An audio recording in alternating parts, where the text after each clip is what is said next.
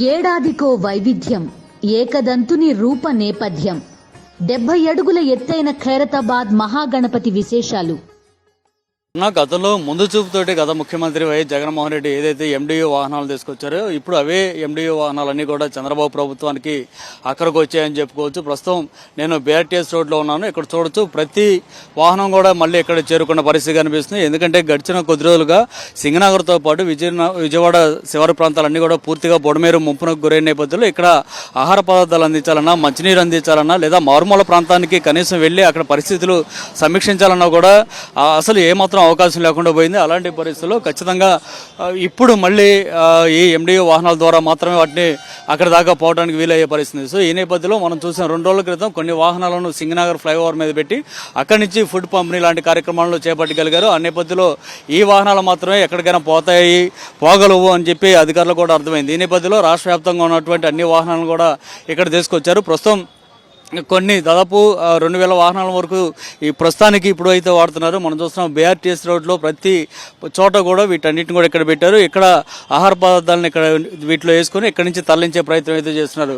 ప్రతి వెహికల్లో కూడా ఒక 40 వరకు బియ్య బస్తాలు, అట్లాగే 40 వరకు ఆయిల్ ప్యాకెట్లు, మరొక కూరగాయల సంచులు కూడా ఒక 40 వరకు పెట్టి మొత్తం వీటన్నిటిని తరలించే కార్యక్రమం చేస్తున్నారు. ప్రతి వీధి కూడా ఇవే వాహనాలు వెళ్లే అవకాశం ఉన్న నేపథ్యంలో వీటిలో పెట్టి అటు వాలంటీర్లు, పోలీసుల ద్వారా సప్లై చేసే కార్యక్రమం అయితే చేస్తున్నారు. గతంలో ఈ వాహనాల వల్ల రాష్ట్రానికి ప్రయోజనం లేదు, నష్టమే తప్ప అని చెప్పినటువంటి చంద్రబాబు నాయుడు, అట్లాగే పౌర సరఫరాల శాఖ మంత్రి నాదెళ్ల మనోహర్ అయితే ఈ వాహనాల కొనుగోలులోనే పెద్ద స్కామ్ జరిగింది, అసలు ఈ వాహనాల ద్వారా ఎలాంటి ప్రయోజనం లేదు అంటూ కూడా చెప్పిన పరిస్థితి. కానీ ఈ వాహనాల కొనుగోలు ద్వారా అనేక మంది డ్రైవర్లు ఎవరైతే ఉన్నారో వారందరికీ ఉపాధి కలిగింది అనేటువంటి పరిస్థితులు ఉన్నప్పుడు కూడా వారి ఉపాధిని పేద వర్గాలకు సంబంధించినటువంటి ప్రజలు వారి గురించి పట్టించుకోకుండా అసలు ఈ వాహనాలను ఎత్తేయాలని చెప్పి ప్రభుత్వం కూడా నిర్ణయం తీసుకుంది.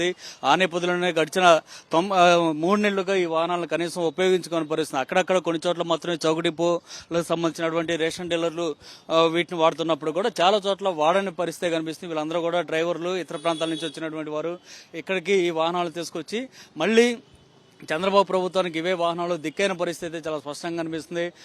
అట్లాగే వాలంటీర్లు కూడా మొత్తం వాలంటీర్లందరూ కూడా విజయవాడ నగరానికి సంబంధించి పనిచేస్తున్నటువంటి వాలంటీర్లు వచ్చిన తర్వాత మాత్రమే వీధిలో కూడా అందరికీ రేషన్ కానీ ఇదంతా కూడా అందుతున్న పరిస్థితి కనిపిస్తుంది.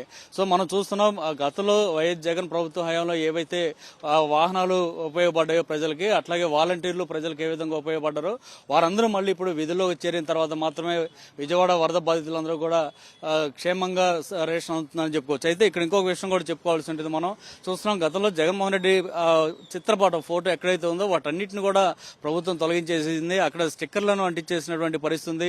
ఆయన పేరున్న చోట అయితే ఏకంగా స్టిక్కర్లను లేపేశారు, చించిపారేసిన పరిస్థితి. సో దీంట్లో కూడా మళ్ళీ కుట్ల రాజకీయాలు చేసేటువంటి వ్యవహారం. అయితే ఎంత కుట్ల రాజకీయం చేసినప్పుడు కూడా ఖచ్చితంగా ఇవి జగన్మోహన్ రెడ్డి గవర్నమెంట్ లో తీసుకొచ్చినటువంటి ఎండిఓ వాహనాలు కావటం, వీటిలో పనిచేసేటువంటి డ్రైవర్లు అందరూ కూడా మళ్ళీ ఇప్పుడు స్వచ్ఛందంగా ముందుకొచ్చి వీటన్నిటి ద్వారా పేదలకు రేషన్ పంపిణీ చేసేందుకు ముందుకు వచ్చినటువంటి పరిస్థితి కనిపిస్తుంది. మొత్తంగా బీఆర్టీఎస్ రోడ్లో ఇప్పుడు వీటి ద్వారా రేషన్ సరుకులను అందించే విధంగా కార్యక్రమం అయితే చేపట్టారు. వీటి ద్వారా మొత్తం మారుమూల ప్రాంతాలు, మారుమూల గ్రామాల్లో ఏదైతే రోడ్లు ఉన్నాయో ఆ సందులకు కూడా వెళ్లి పంపిణీ చేసేందుకు చర్యలు చేపట్టారు. కొంతమంది డ్రైవర్లు కూడా ఉన్నారు, వారితో మాట్లాడదాం. ఎక్కడి నుంచి వచ్చారు, మళ్ళీ ఇప్పుడు మిమ్మల్ని ఉపయోగిస్తున్నారు కదా, ఏ విధంగా మీరు ఫీల్ అవుతున్నారు? ఈరోజు అంటే గత ప్రభుత్వంలో ఏదైతే ఈ ఎండి వ్యవస్థను తీసుకొచ్చి 9260 మందికి ఉపాధి కల్పించిన జగన్మోహన్ రెడ్డి గారికి ఎప్పుడు కృతజ్ఞతగా ఉంటాం. ఈ ప్రభుత్వం నూతనంగా ఏర్పడిన ప్రభుత్వంలో మరి ఈ ఎండి వ్యవస్థ ఇంటింటికి రేషన్ పంపిణీ అనే వ్యవస్థని తొలగించాలి అని అనేక మాధ్యమాల్లో అలాగే పేపర్స్ న్యూస్ల్లో అనేక మార్లు ఈ ఎండి వ్యవస్థ పనికిరాదు అని చెప్పి మమ్మల్ని విమర్శించే రీతిగా మాట్లాడిన సందర్భాలు ఉన్నాయి. కానీ అయినప్పటికీ ప్రభుత్వం నూతనంగా ఏర్పడిన ప్రభుత్వం గుర్తించి మమ్మల్ని కొనసాగించిద్దని మేము ఆశ పెట్టుకున్నాం.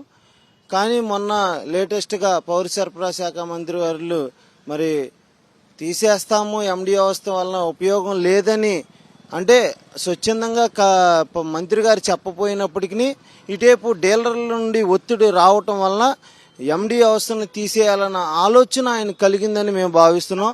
కానీ ఇప్పుడు ఈ వరద ఏదైతే తుఫాను ప్రాంతాలకి గురైన సందర్భంగా విజయవాడలో మరి ఈ ముప్పుకి ప్రాంతాలకు గురైన ఇళ్లకి నిత్యావసర సరుకులు పంపిణీ చేసే కార్యక్రమాన్ని చేపట్టి ఎండి వ్యవస్థని మమ్మల్ని ఉపయోగించినందుకు, వ్యవస్థను గుర్తించినందుకు ముద్దుగా నారా చంద్రబాబు నాయుడు గారికి మేము గతంలో మీరు ఇంటింటికి వెళ్లి రేషన్ పంపిణీ చేశారు. ముసలి వాళ్ళు, వికలాంగులు, చౌకటి పోల దాకా రాలేని వాళ్ళందరూ కూడా మీరు సేవా కార్యక్రమం చేసినట్టు దాదాపు. సో ఇప్పుడు మళ్ళీ అలాంటి వరద బాధితులకు కూడా మీరు సహాయం అందిస్తున్నారు, సేవా కార్యక్రమం చేస్తున్నారు. ఏ విధంగా ఫీల్ అవుతున్నారు? ఇప్పుడు ఉన్న పరిస్థితిలో లెగలేని వారికి కానీ లేదా లోతట్టు ప్రాంతాల్లో మునిగిపోయిన ఇళ్లకి వెళ్ళి నిత్యావసర సరుకులు అందించటం మాకెంతో సంతోషంగా ఉంది. ఎందుకంటే ఒక పేదవారికి, అట్టడుగు వర్గాల్లో ఉన్న వారికి, ఆహారం లేక ఇబ్బంది పడుతున్న వారికి మా తోటిగా మా చేతుల మీదుగా ఈ సరుకులు వెళ్తాం ఎంతో మేము సంతోషంగా భావిస్తున్నాం. ఎల్లప్పుడూ కూడా ప్రజలకు సేవ చేసే విధంగా మా ఎండి వ్యవస్థ ముందుకెళ్ళిద్దని చెప్పి ఈ సభాముఖ్యంగా తెలియజేస్తారు. మీరు ఎక్కడి నుంచి వచ్చారండి? ఇప్పుడు మళ్ళీ వెహికల్స్ ఉపయోగిస్తున్నారు, మీరు స్వయంగా వెళ్లి వరద బాధితులు సాయం చేయబోతున్నారు. ఏ విధంగా ఫీల్ అవుతున్నారు? మాకు చాలా ఆనందంగా ఉందండి. వరద బాధితులకు మేము స్వయంగా రాత్రి నుంచి నిద్ర లేకపోయినా మేము మేలుకు నుండి ఈ లైన్లో నిలబడి మాకు ఇవ్వడం చాలా ఆనందంగా ఉంది. సో ఇదే పరిస్థితి, వీరంతా కూడా సంతోషం వ్యక్తం చేస్తున్నారు. మళ్ళీ 3 నెలల తర్వాత ప్రభుత్వం స్పందించి ఎండియూ వెహికల్స్ ను మళ్ళీ ఇక్కడ రంగంలో దించడం, వరద బాధితులకు సాయం చేసే కార్యక్రమంలో మేమంతా ముందుకు రావడం నిజంగా మాకు సంతోషంగా ఉందని ఇక్కడ ఉన్నటువంటి డ్రైవర్లు కూడా చెప్తున్నమాట. ఏదేమైనా మొత్తానికి గత ప్రభుత్వం తీసుకొచ్చినటువంటి ఎండియూ వెహికల్స్ అట్లాగే వాలంటీర్లు మళ్ళీ ఇప్పుడు ఈ ప్రభుత్వం ఈ విధంగా వాడుకోవడం పట్ల వీరంతా కూడా హర్షం వ్యక్తం చేసిన పరిస్థితి ఇక్కడ కనిపిస్తుంది.